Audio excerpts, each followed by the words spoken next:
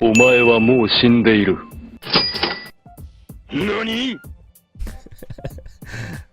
Hey, what's up? Welcome back, guys, to another Anime Warriors video.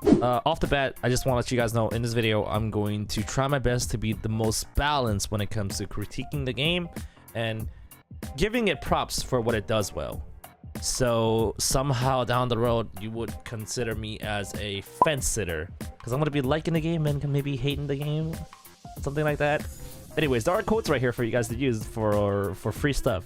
Hopefully this would help you guys out, get stuff earlier, easier, faster, quicker. All right, so go to codes and just put in all the codes here and it'll work out. Free stuff, free gems, right? I already claimed them, so I can't do them now.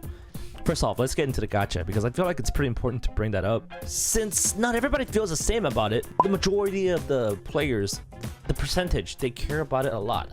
The game has a lot of summons, which is actually a really good thing. The game came out with a day ago, and it comes out with a bunch of summons that really panders to the anime fans. And you can see the potential behind future units as well. I mean, why come out with Kid Saucy, right? The pre-time skip Sasuke when they can come out with Hibi Sasuke or even Adult Sasuke. And it's probably because they're planning this for the future. And now that's where kind of the problem comes up. I know right now for the pity system, it takes 120 summons to guarantee yourself a 5+ star unit, which if we break it down in the math, right, it's 120 divided by 10 because you can summon 10 units at a time times 500, which means it's going to cost 6,000 gems. And 6,000 gems will equate to, let's divide that by 1,800 times 1,499 Robux, around 5,000 Robux. Alright, so let's say your luck is really just that terrible. You must go through a pity system in order to get yourself a valid unit, a 5-star plus. So now the thing is this game pay to win? I mean, in a technical sense, it's not. First off, you can farm everything that could be purchased. Second of all, your luck might not be so bad where you must require a pity system in order to get anything good. There are people out there who spend a lot less gems, the gems that they can farm from the game, and still end up with a very valid 5-star or 6-star unit. But of course, you're not happy with this answer. So what can we do? I just think, yeah, we need better rates. And perhaps a better way to get gems. Let's not have such a big difference when it comes to paid to buy gems and farming gems, just to keep up the morale. All right, the second thing I wanted to cover right now is probably the basic combat. And there's nothing to critique about it. It's great. The M1 slashes, the heavy, the blocks, the dashes, and the incredible cutscenes. Like everything so far in terms of visuals, I have nothing, not even a single thing to critique about. But I did want to point out something. I feel like a lot of the visuals were taken from Anime Legends. There's nothing really wrong with that. It's just that this game feels like a first draft before Anime Legends. I did want to point this out too, and I didn't see this earlier, and it's that these arrows lets you go into choosing different units. You can use these arrows to bring you into different genres of anime and roll for units like that. You can get a Mihawk if you wanted to, strictly Mihawk, but it does cost you twice as much to roll, which I don't know if it's worth it anymore.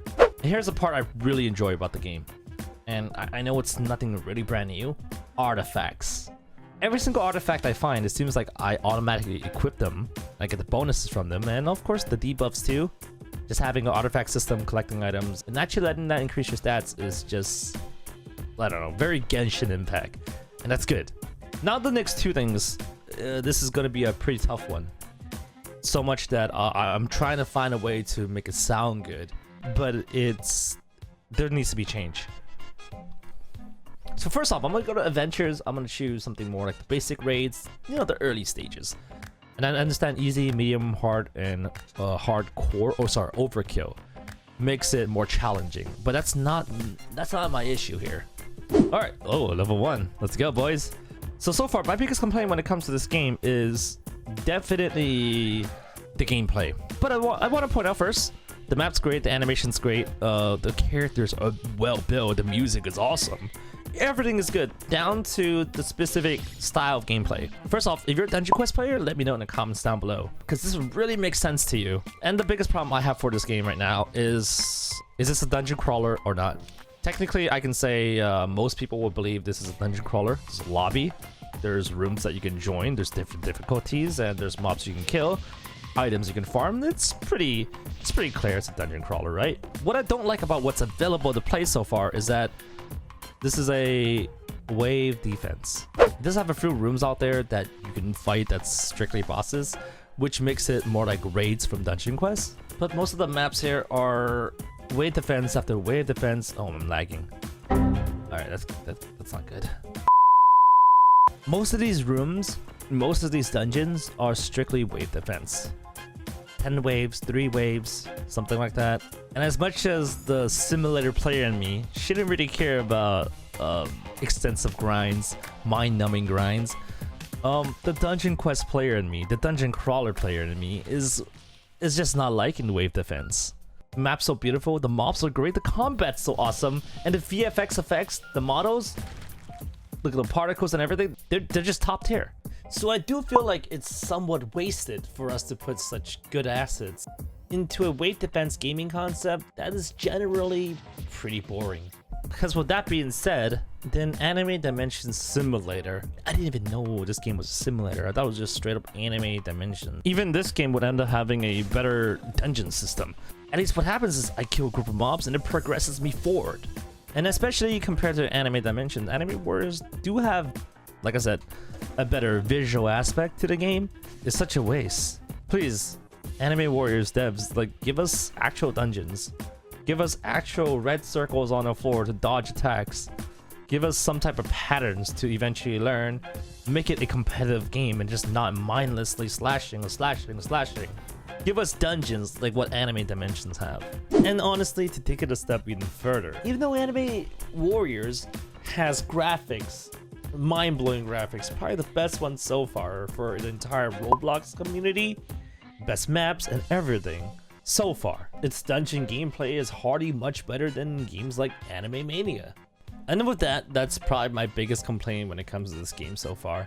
And knowing that Bloxel made a separate game, Anime Warriors for dungeons, now I'm kind of wondering if Anime Legends will even have a dungeon system. Would it be one that's the same as this? Better than this? And if it's better than this, why did they come out with this game in the first place? Very confusing, yeah. I mean, I'm not the most competitive when it comes to PvP, but for at least PvE, dungeon crawler games, it's definitely where I really spend a lot of my YouTube career, and I did Dungeon Quest for a full year, so I've been around. I know what kind of dungeon game I want, and I have a pretty good idea of what dungeon games you guys want too. So to stop myself from being repetitive, repeating myself over and over again, wave defense is no good. Better dungeons, yes, we need. Just the lobby alone is insane. Like, I don't know why we're not making better use of this, but God. Alright, look at this. Visuals. And I guess my last complaint is really not too much of a complaint. I'm actually very understanding when it comes to this part, and it's the lag, the glitch, the bugs, whatever. It's gonna be a quick one because I really don't care about it. It's the first day for the game. It's expected. It's not like we're mainly being rolled back. I mean, yeah, it's a little buggy sometimes, you know, glitches, you might have to redo a dungeon, but that's it.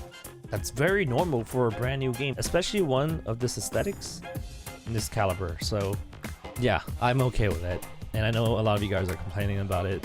Chill out, relax. This game will do better, I'm pretty sure. And with that, that's it for today's video.